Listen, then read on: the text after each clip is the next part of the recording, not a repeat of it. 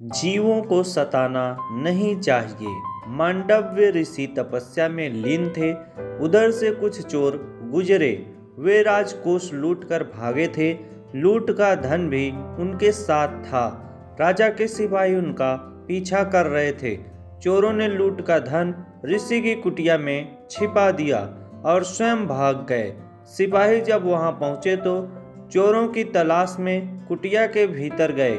चोर तो नहीं मिले, पर वहां रखा धन उन्हें मिल गया। सिपाहियों ने सोचा कि निश्चित ही बाहर जो व्यक्ति बैठा है वही चोर है। स्वयं को बचाने के लिए साधु का वेश बना तपस्या का ढोंग कर रहा है। उन्होंने ऋषि को पकड़ लिया और राजा के सामने ले जाकर प्रस्तुत किया।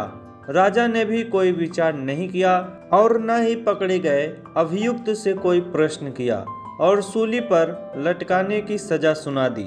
मांडव्य ऋषि विचार करने लगे कि ऐसा क्यों हुआ या उन्हें किस पाप की सजा मिल रही है। उन्होंने अपने जीवन का अवलोकन किया, कहीं कुछ नहीं मिला। फिर विगत जीवन का अवलोकन किया। देखते देखते पूरे 100 जन्म देख लिए, पर कहीं उन्हें ऐसा कुछ नहीं दिखाई दिया जिसके परिणाम स्वरूप यह दंड सुनाया जाता। अब उन्होंने परमात्मा की शरण ली। आदेश हुआ, ऋषि अपना 100वां जन्म देखो। ऋषि ने देखा, एक 10 वर्ष का बालक है। उसने एक हाथ में एक कीट को पकड़ रखा है, दूसरे हाथ में एक कांटा है। बालक कीट को वह कांटा चुभाता है तो कीट तड़पता है और बालक खुश हो रहा है। कीट को पीड़ा हो रही है और बालक का खेल हो रहा है। ऋषि समझ गए कि उन्हें किस पाप का दंड दिया जा रहा है, पर वह तो तपस्वी हैं। क्या उनकी तपस्या भी उनके इस पाप को नष्ट न कर पाई थी? ऋषि विचार ही कर रहे थे कि कुछ लोग जो ऋषि को जानते थे वे राजा के पास पहुंचे और ऋषि का परिचय देते हुए उनकी निर्दोषता बताई। राजा ने ऋषि से क्षमा याचना करते हुए ऋषि को मुक्त कर दिया। इतनी देर में क्या क्या घट चुका था। भगवान का न्याय कितना निष्पक्ष है, कितना सूक्ष्म है, इसे तो ऋषि ही समझ रहे थे। मन ही मन उस कीट से क्षमा याचना करते हुए वे पुनः अपनी तपस्या में लीन हो गए। अगली कहानी, दुष्टता का फल। कंचनपुर के एक धनी व्यापारी के घर में रसोई में एक कबूतर ने घोंसला बना रखा था। किसी दिन एक लालची कौवा जो है वो उधर से आ निकला। वहां मछली को देखकर उसके मुंह में पानी आ गया।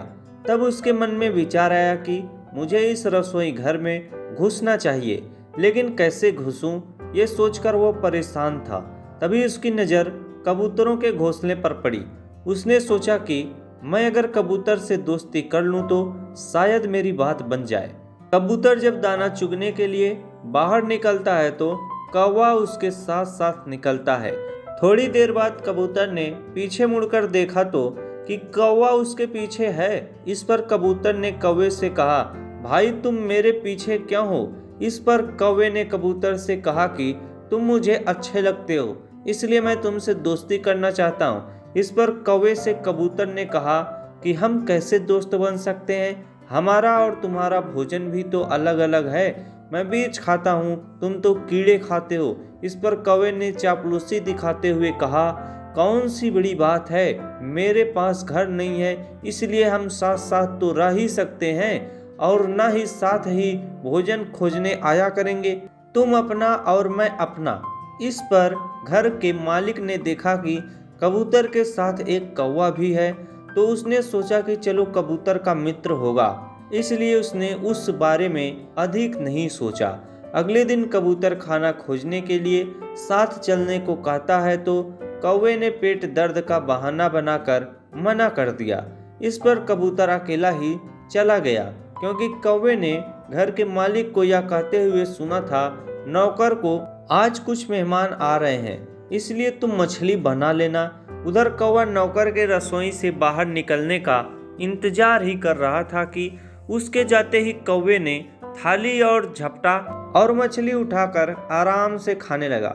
नौकर जब वापस आया तो कौवे को मछली खाते देख गुस्से से भर गया और उसने कौवे को पकड़कर गर्दन मरोड़कर मार डाला।